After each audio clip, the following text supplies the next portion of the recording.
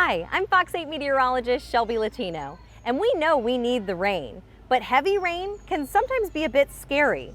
Freddy's going to tell us all about it in Freddy the Frogcaster and the Flash Flood by Janice Dean. Freddy the Frogcaster was busy preparing his weather report at the Frog News Network.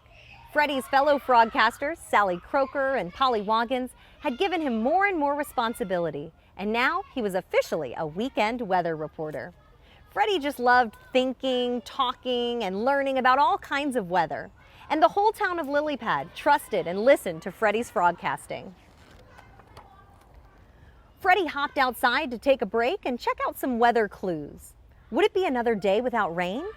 Lilypad was having a drought, and it was starting to affect their neighborhood. The plants and grass were brown and wilted. Looking out, Freddy noticed some dark clouds in the distance. He ran back inside to look at his weather tools and charts. A storm to the west of Lilypad could bring some much-needed rain. He looked at the winds, the temperature, and the position of the jet stream on his maps. Yes, indeed, there was a storm on the way. Now it was time to do his report. Freddy cleared his throat, stood up straight, looked directly into the camera, and announced, "Hello everyone, I'm Freddy the Frogcaster. A storm is coming, possibly bringing lots of rain. And because the ground is so dry, it's going to be hard for it to soak up all the water. A flash flood watch is up for our area, and it doesn't take much water to knock a frog off its feet or to carry a frog car downstream. Time to get prepared." Back home, Freddy took another look at his weather maps and charts. The radar showed the storm right on track to near Lilypad tomorrow afternoon. The next day, the clouds began to roll in and a few raindrops fell, but that was it.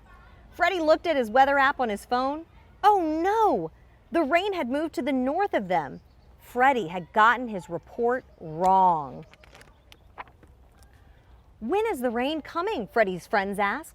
It isn't coming," Freddy announced. "What do you mean the rain isn't coming? All of our after-school sports were canceled. You said we might have a flood or even a flash flood." Freddy's face began to get hot and he started to feel a big lump in his throat. "You know, frogcasting is not an exact science. Sometimes we get the frogcast wrong, but it's always good to be prepared." One of the kids cracked. "Your nickname should be False Alarm Freddy." Freddy turned his head and tried not to cry. That night, Freddy was so upset he couldn't eat his dinner. He told his parents about being teased at school.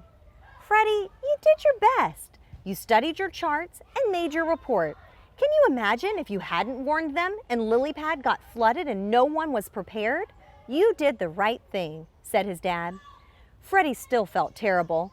All he could think of was False Alarm Freddy. Just then he got a call from Sally and Polly. "Please don't fret, Freddy," Polly pleaded. "There's always a chance the weather doesn't happen the way we think it's going to." Sally agreed. "There have been many frogcasts that I have gotten wrong, but it's better to be prepared than caught in a bad storm without warning." Freddy felt a little better. He knew in his heart he couldn't give up his dreams of being a frogcaster. Freddy returned to work, but he was very nervous because he saw another storm coming, and the rain totals looked even bigger. Gulp! Freddy began his weather update and hoped everyone would listen. "Remember, fellow frogs, if flooding happens, go to higher ground and don't try to walk across flowing streams or drive through flooded roadways. If water rises in your home before you evacuate, go to the top floor, attic, or roof. Listen to your NOAA weather radio for the latest storm information, and please be weather ready," pleaded Freddy. The next day, the rain came, just like Freddy predicted. He could see out his window that this was a dangerous situation.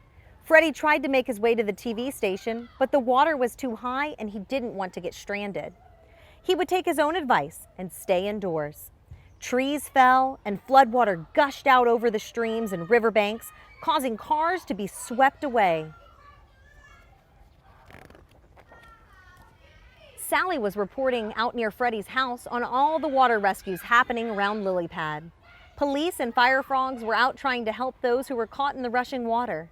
This was a bad situation.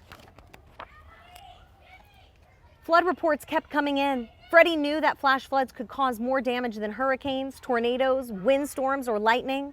He watched Polly interview rescue workers that had just saved a mother and her babies from floodwaters. Thankfully, they were okay. The next day, the rain finally ended and the water started to go down.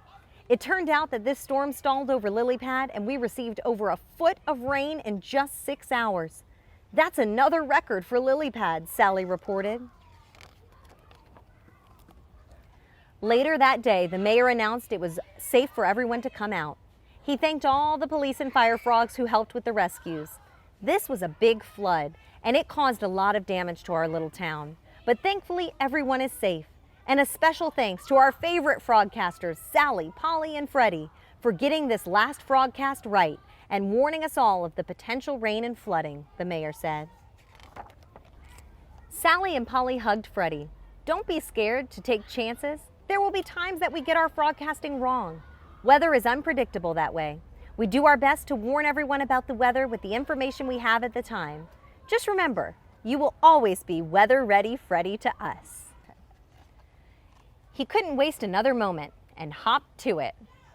That's all the Freddy Frogcaster I have for you for now. I'm Fox 8 meteorologist Shelby Latino from City Park Storyland. Are you like Weather Ready Freddy?